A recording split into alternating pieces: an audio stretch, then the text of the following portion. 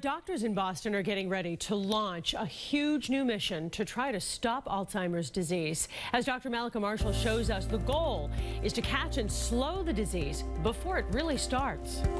It's a devastating disease, and to see a loved one to go through it is difficult. Betty Simoneau recently lost her mother to Alzheimer's and felt helpless as she watched her mother deteriorate over time. I could do her fingernails and comb her hair and talk to her and hold her hand, but there's nothing I could do.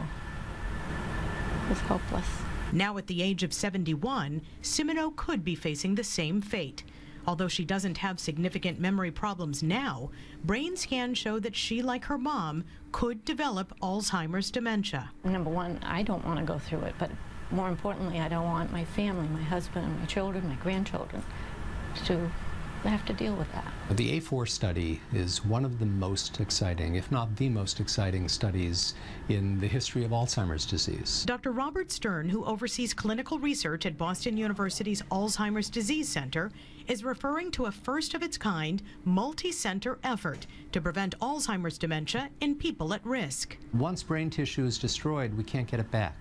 So if we wait too long into the disease, it may be too late to treat it. So in the A4 study, patients who don't yet have significant symptoms will be screened with special brain scans looking for the presence of amyloid, a protein that clutters up the brain in Alzheimer's and can appear years before memory loss begins. Once we show that and we put them on a medication that has as its goal to remove that bad amyloid protein, we might be able to change the course of the disease. The drug is called solanezumab, and it's here at the BU School of Medicine's General Clinical Research Center that study participants will come to get monthly infusions for 3 years. Dr. Stern says if this anti-amyloid drug works, if it can successfully remove amyloid from the brain and prevent irreversible damage, this would be such a game changer.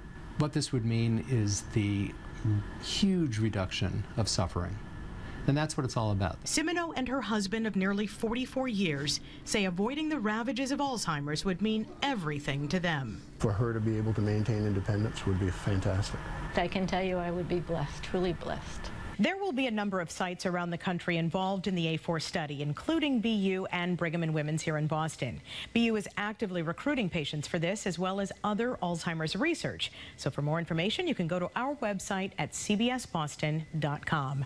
I'm Dr. Mallika Marshall, WBZ News.